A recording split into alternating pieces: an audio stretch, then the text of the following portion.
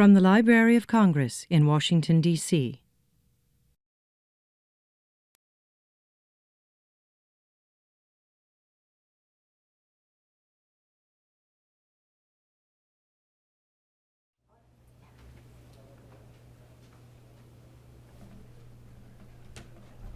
Good afternoon.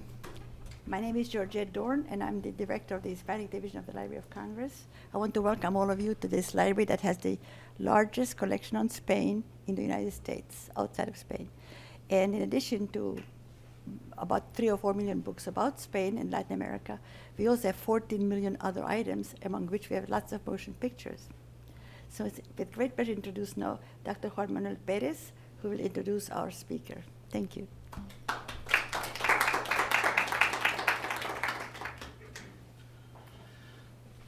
Good morning. My name is Juan Manuel Perez, and I'm a reference specialist in the Hispanic Division. And it is a great pleasure to me to introduce to you Fernando Ramos, whom I have known for the past 6 months. He has been coming to the division, to the Hispanic Division every single day for the last 6 months, from about 9:30 to about 5 every day. He is currently working as a visiting researcher at Georgetown University in Washington, D.C. From 2010 to 2017, he was assistant professor at the Institute for Communication and Media Sciences at the Leipzig University in Germany, where he co-directed the research project Cinephilia under the Dictatorship, film culture between 1955 and 1975 in Spain and the German Democratic Republic. Apart from Leipzig, he has also taught at the Universidad Complutense, Universidad Autónoma de Madrid, University of Valencia, and the University of Bremen. For the academic year 2015-2016, he was a research fellow at the Complutense University in Madrid. His main research fields are in film culture, cultural history, film theory, and cultural studies. He has been writing books and has produced numerous articles in many different academic journals, such as the Journal of Spanish Cultural Studies, the Historical Journal of Film, Radio, and Television, Communication and Society, or the Hispanic Research Council. Hispanic Research Journal. And just in about 10 days, he will start a new position at the Complutense University in Madrid. Without further ado, I will introduce Fernando. Oh, before I forget, please turn your phones to silent, or turn them off. Thank you.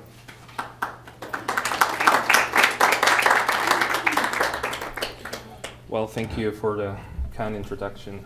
It is a pleasure and a privilege to be here. I'm especially happy to be invited by the Motion Picture Broadcasting and Recorded Sound Division, and also, of course, by the Hispanic Division at the Library of Congress. Thank you very much also to the staff at the Hispanic Division, especially to Georgette, Juan Manuel, and Catalina, who had helped to make this talk possible.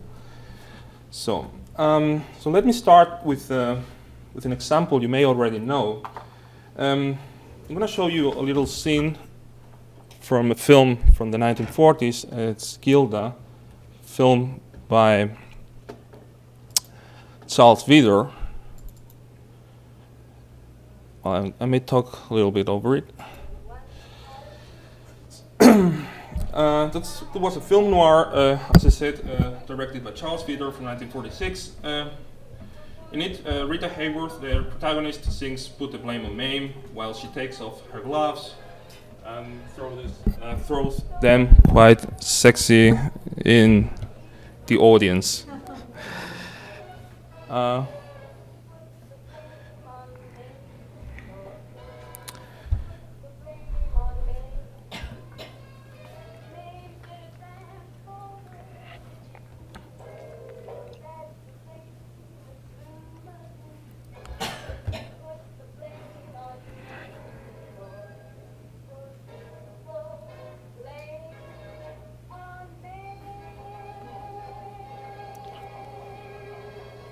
Well, that's so. So just after that, she's pushed off the stage and she's escorted out of the room. And the story just goes on. You may know it. It's a film noir. However, members of the Spanish audiences watching this film, as it premiered in 1947, seem to have had a very different impression of it. Apparently, they thought that the singing and the talking of the gloves were just the beginning of something more interesting. It was the beginning of a striptease. And that more sensual images, those showing Rita Hayworth naked, had been cut off the national version of the movie. That, of course, has never been the case. It was impossible for a Hollywood studio film from the 1940s to show such explicit nudity. However, in the next month, some retouched images were sold in some Spanish cities, showing bodies of naked women with the face of Hayworth on them. They were presented as the copies of this lost scene. So that, of course, is a funny anecdote, but I think also that is a very telling example that helps us illuminate a certain aspect of Spanish film culture under Francoism. This case of social pathology, in the words of Romain Gubern, helps us understand the long-term, somehow dialectical effects of censorship under dictatorship. For this is a story of prohibition, of censorship and imperfect film consumption, of the misunderstandings due to the deficient access to films, or to an absolute lack of access since the films were banned altogether. It is also a story of creativity in which cinema and culture and the culture generated around it provided a large projection screen for the anxieties, for the fears and hopes of millions of moviegoers under the dictatorship. So my talk will focus on this paradox, on the characteristic of a rich and complex film culture struggling with its enormous limitations. Although many of the aspects I will talk about apply to the whole dictatorship from 1939 till 1975, I will focus mainly on a period of roughly 20 years that stretches from the beginning of the 1950s till the end of the 1960s. This is an era of complex transformation, both for Franco regime and for the cinema history. The dictatorship starts to leave behind the totalitarian policies of the 1940s and develops towards a cruel authoritarian dictatorship, opening up just slowly to international developments. And in cinema history, this is the time when television kicks in and European and Latin American news cinemas start to question Hollywood dominance. I will focus first on the period until the late 1950s, and I will try to illuminate a historical and political context where this phenomena took place.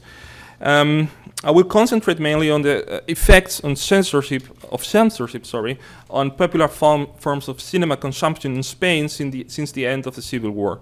My argument, or my main argument here, is that apart from the prohibition of certain films or scenes, censorship introduced, through the modification of the works, an element of insecurity and speculation in the reception process, in the way films were watched and understood. In the second part of my talk, I would like to concentrate mainly on some phenomena characteristics of a later period and other forms of consumption. As a specialized film culture was gaining a strong foothold in Spain during the 1960s. The focus will lay on the alternatives articulated through a bookish form of film consumption, or as I call it, films watched on paper. These are examples I have been gathering as part of an ongoing research project Juan Manuel already mentioned, a research project on film cultures in dictatorial regimes I have been working on for the last 6 years.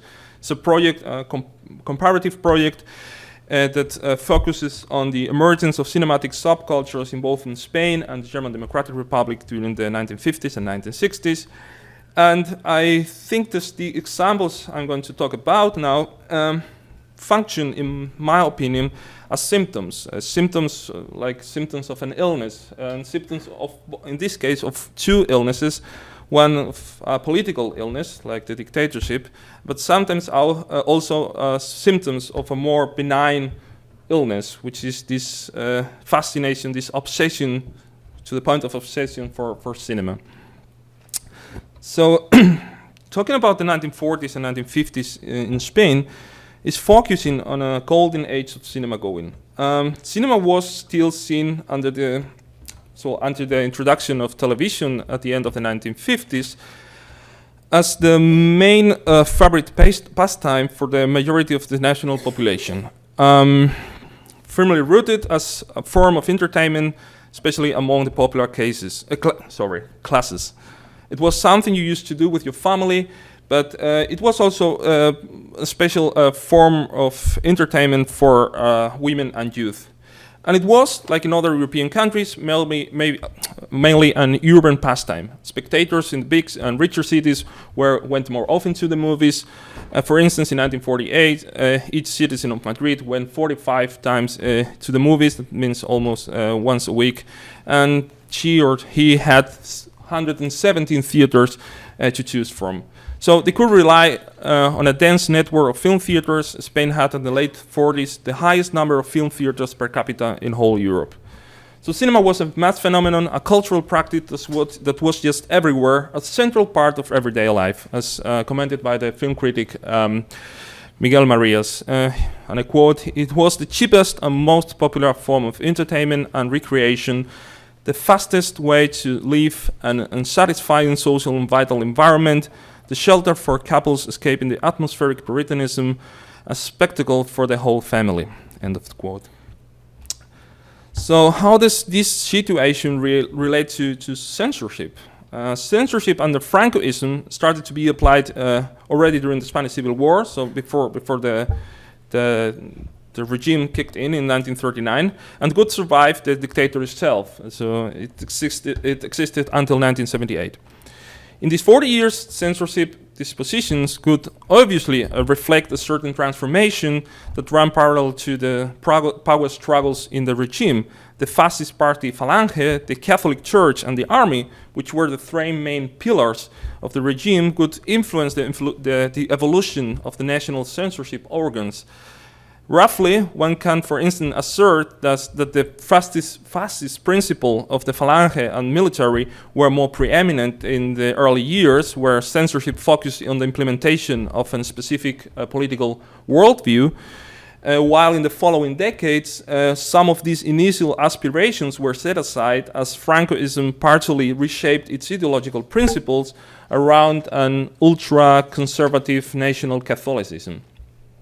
In all 40 years, films were censored on both political and moral principles. There was thus a transformation in time, but it was also an insecurity caused by the different parties involved in this process. Far from being a monolithic phenomenon, following clear rules, the control exercised over the images and sounds took place in different forms and was executed by different actors. Both the state and the church were allowed to impose their principles through their own censorship images, but censorship included also certain distribution companies prone to make some cuts in the films, as they believed this could secure them better chances by the censorship authorities, movie theaters, as well as particular circumstances in alternative projection spaces, such as film clubs or church cinemas. And third point I would also like to emphasize, I think it's also essential to consider the discretional and arbitrary character of national censorship. Well, the state could implement for the first time a censorship code in 1963. So up until then, film censors had to act along a loose pledge of allegiance to the regime and the Catholic Church and focus on such vague attributes as morality, good manners, or decency. this strange, indefinable legal frame influences not only the work of filmmakers for almost 25 years, but also it also made the position of distributors, exhibitors, and audiences very difficult, as these victims of this lack of coherence, in the criteria. Audiences were in many occasions unable to answer such simple questions as how is the message of the film being manipulated? Was there originally a hidden meaning I am now missing, or which part of the original text has been cut out? At this point, it is clear that I'm not referring only when I'm talking about censorship. I'm not only referring to the prohibition of certain works, of specific scenes, which is a phenomenon that has already been studied and can be easily understood along the emergence of the legal frame. I find more interesting to think about its long-term consequences in the field of film reception, about the censorship effects on individual cinema goers. Well, it is relevant to point out censorship meant, of course, the prohibition of certain works, but also, and this is an interesting aspect in this case, the editing of scenes in a new way, or the modification of its meaning, when audio tracks were changed in order to transform the original message of the film. So dubbing, for instance, was of international titles was, for instance, applied from 1941 till 1947, and lasted de facto until 1967. A good example of this practice can be found in the final scene of Bicycle Thief, the 1948 neorealist masterpiece by Victoria de Sica, which premiered in Madrid in the 1950s and which was usually screened at the national film clubs throughout the decade. Antonio, who is the protagonist, or well, the main character in this film, is a small worker in post-World War II Rome, who is completely dependable on his bicycle, which had been stolen from him at the beginning of the film. He and his son Bruno try in various occasions to get it back. In the last part of the film, Antonio even tries to steal another bicycle, but he's caught. And Bruno sees what happens to his father. So this is quite a hopeless situation. It's very sad. It's a very bleak ending. Too sad, apparently, for the eyes of the Spanish censors, or for their opinion on the Spanish audiences. So in the last scene, as Antonio and Bruno are walking hand in hand and disappear in the crowd, a new voiceover was added to the film. So it provided a certain comfort, but also a Catholic reinterpretation of the message of the film. So let me show it to you. I'm sorry for the quality of the film, but you may have an idea. Okay, I'm going to introduce what this voiceover is now telling. The new morning seemed full of anxieties for this man, but he wasn't alone anymore. He held Bruno's warm little hand in his own hand, and his hand told him about faith and hope in a better world, in a world where men would understand themselves and love each other and achieve the generous ideal of Christian solidarity. So that is a message which was completely missing from the original film.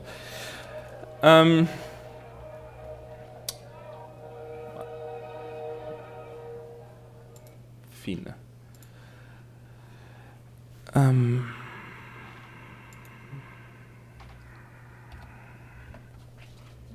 Well, this wasn't an exception, of course. Sometimes there were just some words, as for example in Casablanca, where the main character Rick mentioned that he had fought for the Republic in Spain. That was, of course, cut it off. In all the cases, it went even farther. In Pierrot le Fou by Jean-Luc Godard from 1965, the film's distributors added a prologue, also in form of a voiceover, in order to warn the audiences about the revolutionary character of this film. Mogambo by John Ford was screened in Madrid in the early 1950s. However, the film came with a serious modification of its original message through the dubbing of the dialogue. Apparently, in this case, it was the distribution company who was afraid of possible conflicts with censorship. So, Grace Kelly and Donald Sinden, which are two of the protagonists of the film, were originally wife and husband in the film, in the original version. but they were transformed in sister and brother through the dubbing. So instead of showing something so morally wrong as adultery, the film was now endorsing the incest between the protagonists. So similar effects can be observed also in The Barefoot Contessa by Josef Mankiewicz from 1954. Well, these and other practices, however different in their origins, had a similar effect. Once known, they introduced an element of insecurity in the reception based on a possible shift of the meaning or the message of the original text of the work as originally conceived. The instability of the texts censored in such spectacular ways provided also the perfect basis for the speculation among the audiences. In such cases, it seems to be impossible to find a clear, closed meaning that could give the content of the film a certain coherency. Therefore, the censorship is originally exerted on certain works. Its long-term effects are to be found in the case of an audience that discusses, speculates, supposes, even imagines certain original text, even in the cases when the film they are watching haven't been censored at all. So until now I have been referring mainly to the films, but it is also interesting to consider the way audiences reflected on their film watching experiences. So Joe Lavangi from NYU commented on a research project on popular audience response to cinema in the early Franco dictatorship, and I quote, "Almost all of our interviewees were aware of the existence of film censorship. Censored scenes were often met with boos and hisses. Several also said that the censorship heightened desire, as you always imagine something more exciting than what had been cut. Several talk of their disappointment on seeing certain films uncensored later." End of the quote. This is an important point, for it makes clear that film audiences in the 1940s and 1950s, knowing that the films they were watching were censored, were more active than usually assumed. The censored parts, which were often visible since the image could jump or briefly go blank, provided a gap in the text which the viewers could fill in with their own imagination, reinforcing the distance between the images on the screens and their images in their heads. So here's where the former example of Gilda would fit in. In this regard, it is relevant to highlight the importance of American Hollywood pictures in the country. Spain represented in those years the second highest European market for Hollywood movies, which were central in the local film diet and also a canvas to project the anxieties of a nation, as if you like. America, as seen through the images of Hollywood, represented and was read as a stronghold for cosmopolitanism, sophistication, the femme fatale, sexiness, the political divergence, modernity. Well, for those things and values lacking in the local film culture. In this regard, and apart from usual comments on the immersive attraction exerted by these films, there was also usually a recognition of their capacity to open up to other realities. These are some quotes from the research project already mentioned. You enter the movie theater and you start to live. All this made you live something you didn't have. But I found especially interesting this third one, this idea of cinema as a way of dreaming, as a way of projecting yourself into the movie, so to speak. Another variation of this motive, both immersion and projection in the screen, is provided by the writer Terenci Moix, a Catalan writer who belonged to a cinephile generation that could influence the Spanish literature in the following decades and often go back to cinematic memories looking for inspiration and subjects. Well, the first two are book covers. The third one is, of course, a movie poster. Apart from Moix, this generation included Juan Marcé, which is represented through the first book cover, Enrique Villamatas, Pere Jim Ferrer, even Vicente Molina Foix. Many of these writers started their careers writing criticism for specialized magazines.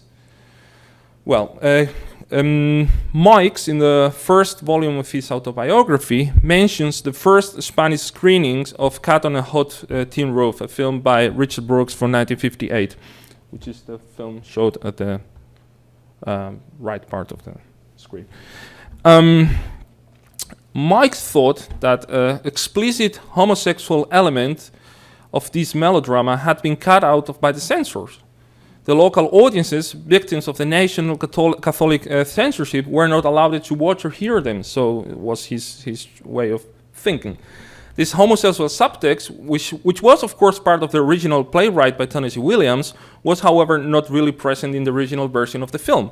It could have been inconceivable, well, being the title was produced under the conservative climate of the USA in the 1950s, where film studios were still attached to the rules of the production code that from the 1930s to the 1960s controlled the possible moral and ideological subversion of studio productions.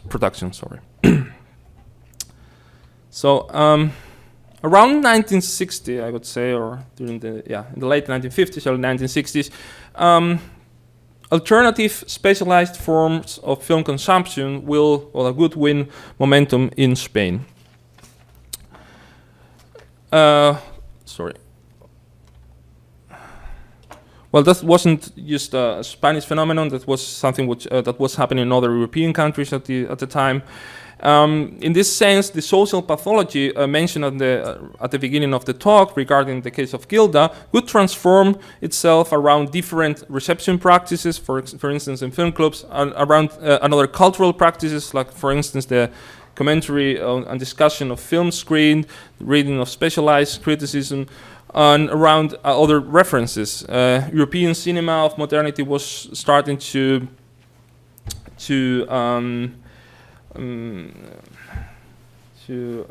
be in the center of the discussions instead of Hollywood cinema. But it won't disappear. The social pathology won't disappear. A new cinema, increasingly consumed as high culture in spaces and rituals that remind us of religion, would have its own forms of speculation born out of enthusiasm, misinformation, and censorship. So the movie theater was packed, commented, for instance, Augusto Torres on a screening in the Film Club Madrid in 1963. Torres was a film critic at the time.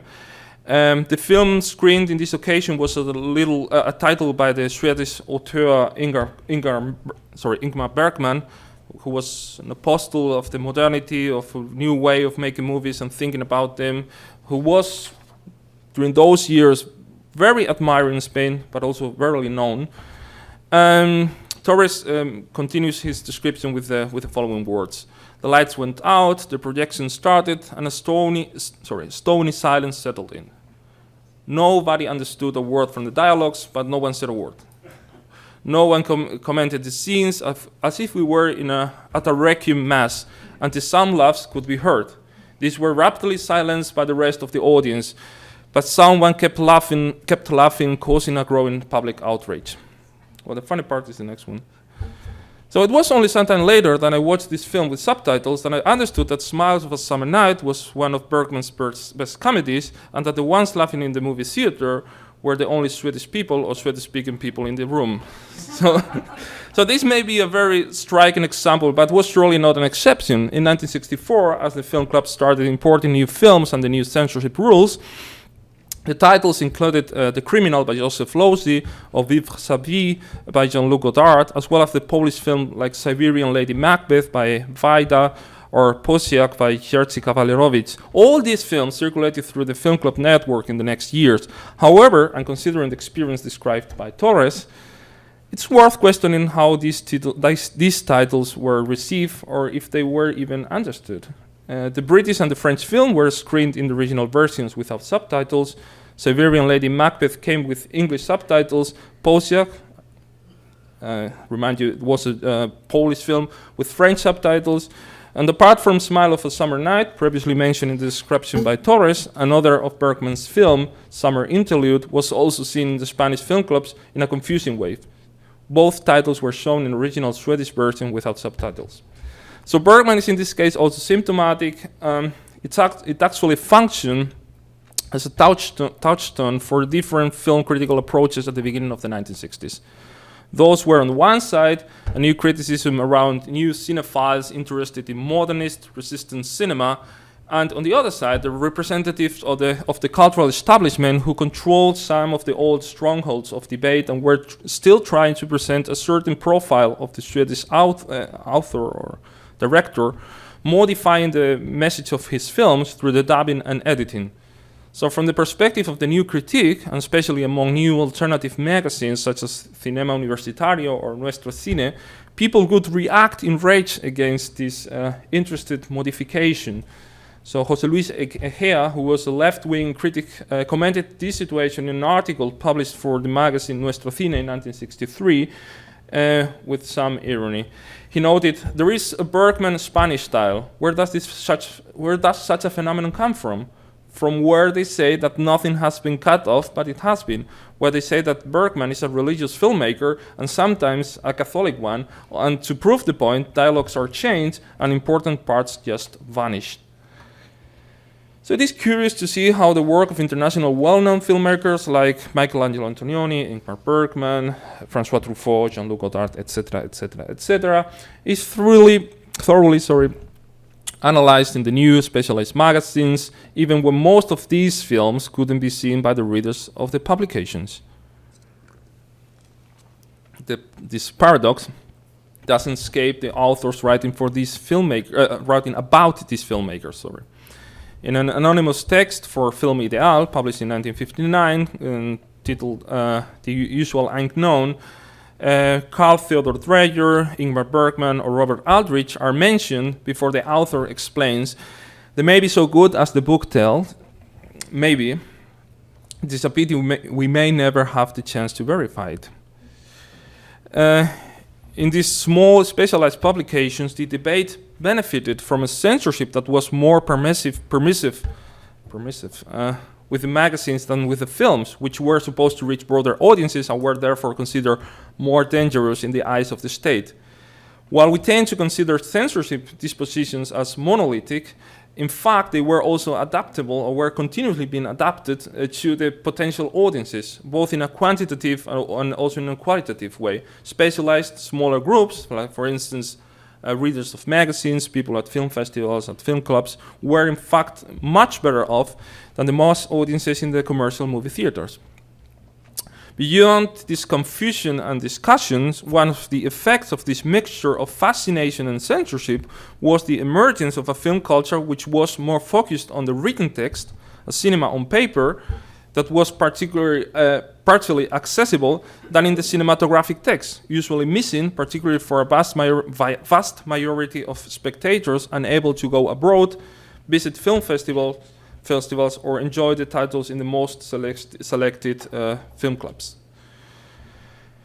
On the basis of these differences, debate was being encouraged that was by necessity speculative, discussion more based on the written word and on the images, interested not only in recovering the fleeting images in the movie theater, but also in drawing attention to those works that due to the censorship could not be seen on the national screens or only in selected circles.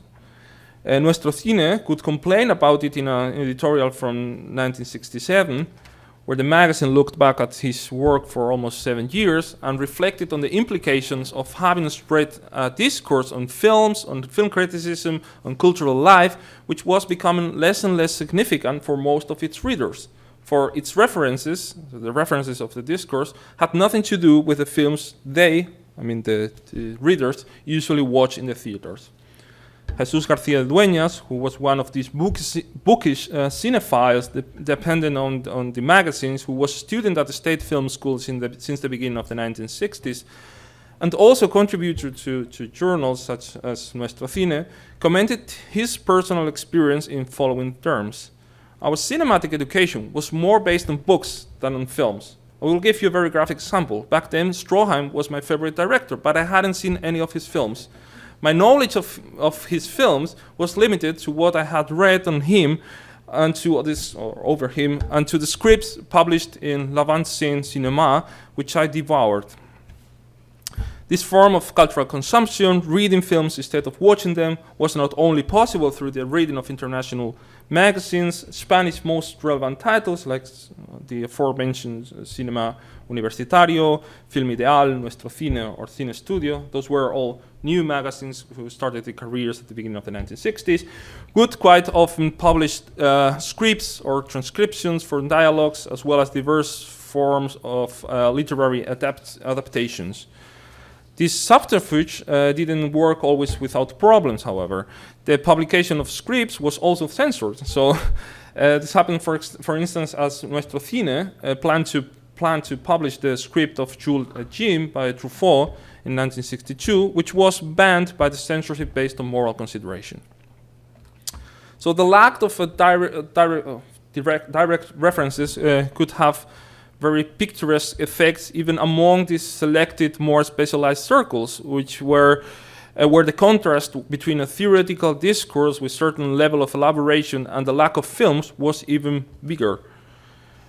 Just imagine the absurdity of studying in Spain the work of Dovzhenko, Eisenstein, or Diga Vertov, said Carlos Saura. We watched none of the films of these guys, and we knew their theories by heart. It was complete nonsense, commented Saura, who was at the time was a teacher at the. He was first student and then teacher at the Spanish Film School at the end of the 1950s, early 1960s, as he was starting his own film career. He also added to that occasionally he also added that, and then it happened to me that I watched Eisenstein's films and I was completely disappointed. So, sometimes the prohibited fruit is tastier than the real one. So the debate generated in the magazines could be reached at certain points, capable of generating polemics and discussions, but was also damaged in its core. It was a discourse without references, usually based on versions that had to be mutilated or roundly dubbed, and that couldn't disguise the lack of knowledge and basic information. Even the the history of Historia del Cine by Romain Gubern, which is one of the first serious enterprises of this kind in Spain, and which was originally published in 1969. Even in this book, I say we still find a lot of films that are wrongly summed up. So it's clear that they are writing about films they had never have the chance to see. The reality was that despite the book's consumption, I quote, for these or other reasons, the cinema fan in Spain doesn't know the French Nouvelle Vague, the British free cinema, the American New Wave, the Renaissance of Italian cinema, the new schools coming from Poland or Czechoslovakia. That is to say, they do not know the main movements that have shaped contemporary cinema, lamented García de Dueñas in an article for the magazine Triunfo in 1967. In this regard, José Luis Warner, who was a cinephile, member of different film clubs, writer in magazines, even focused on this dialectical effect of the situation, and asked himself if the critical activity during the 1960s concentrated increasingly in increasingly smaller circles, and therefore quite different from those early forms of popular film consumption already commented at the beginning, was not a consequence of the fact that because there was no films, we have to invent them in writing. Without being aware of it, a Borgesian parallel universe was being created. The outcome of this specialization in a period of cultural restrictions was in many cases cinephiles without films, cultivated without culture, marked by a kind of knowledge oft driven by the will and not the facts, as commented by his colleague Jules Oliver, while talking about the ways Roberto Rossellini was unknown by Spanish cinephile in Spanish cinephile quarters up until the late 1960s. So, given our time constraints, I'm going to stop here. I think I have already proved my point. In spite of the limitations due to censorship, the modification of some of the great works of international cinema, or the errors and omissions in the discourses both film consumption and specialized film culture enjoyed up until the end of the 1960s, a considerable vitality and that reflected the broader transformation of the country and the medium. Some of these observations may also apply to other countries. Spain was surely not the only place where active censorship boards were doing their job in these years. But this particular case presented an intense example that served to illuminate the cultural life of the country for almost 20 years, to show that censorship usually goes beyond a simple prohibition, that it also activated alternative forms of reception which were certainly not intended in the first place, and that spectators were usually involved in forms of decoding much more complex and active as usually accepted, and that apart from a mere history of films, film history can also provide an interesting, timely analysis of some unexpected corners of cultural life. Thank you very much for your attention. This has been a presentation of the Library of Congress. Visit us at loc.gov.